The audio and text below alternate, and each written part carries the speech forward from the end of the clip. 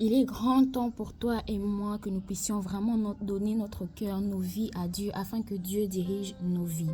Le Seigneur aimerait diriger ta vie et aimerait te guider dans tout ce que tu fais, dans tout ce que tu entreprends. Ne laisse pas ta vie être dirigée par tes émotions, tes sentiments ou quoi que ce soit.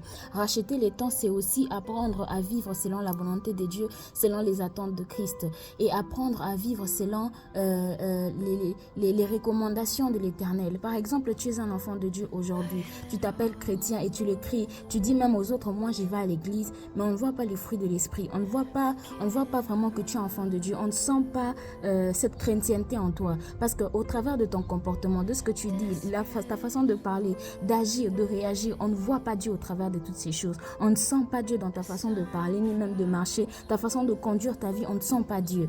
En fait, quand on te regarde, on se demande si tu es vraiment avec Dieu ou bien si tu es avec l'ennemi. Le Seigneur a besoin à ce que nous puissions prendre une décision. Si tu es avec le Seigneur, prends la décision d'être avec le Seigneur et fais exactement ce que le Seigneur te dit. Apprends à vivre totalement, entièrement, à 100% dans la présence de Dieu. Ces trucs de un pied dedans, un pied dehors, 50%, ça n'existe pas. Avec le Seigneur, soit c'est 100%, soit c'est rien. Et le Seigneur a besoin des véritables chrétiens, des véritables adorateurs qui l'adorent en esprit et en vérité.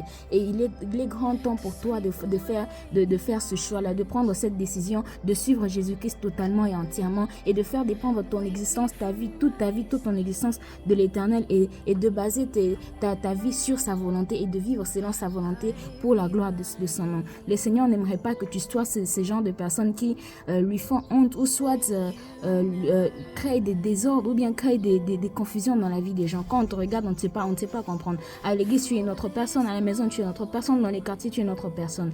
Sois toi et ne vis pas dans la duplicité ou même dans la complaisance. Non, le monde, tu n'as pas besoin d'être complaisant envers qui que ce soit. Si ce n'est pas de Dieu, tu refuses. Si ce n'est pas de l'Éternel, tu refoules. Si ça ne glorifie pas le Seigneur, cet accoutrement, cette façon de parler, cette façon d'agir, de réagir, tu refoules ça directement. Il n'y a pas à dire oui juste pour plaire à qui que ce soit. On est là pour plaire au Seigneur, on est là pour servir le Seigneur. Alors cherche à plaire à ton Dieu, cherche à ce que le Seigneur soit à l'aise dans ta vie, dans ton cœur, que ta maison qui est ton cœur, orne-les, lave-les, purifie-les, que le Seigneur se sente à l'aise dans ta maison, de sorte à ce qu'il ait le courage et la force de se taper la poitrine comme il avait fait pour Job.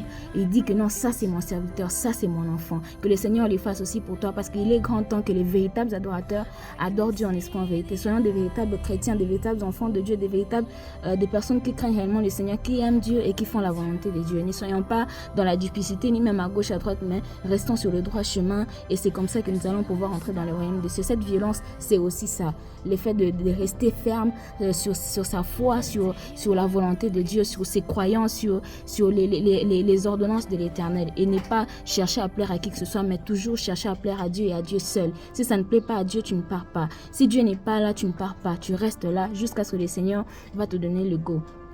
Toujours chercher, baser sa vie sur la volonté de Dieu et non pas sur la volonté des hommes. Que Dieu te bénisse. Comme l'apôtre Paul avait dit, mieux vaut obéir à Dieu qu'aux hommes. Que Dieu te bénisse.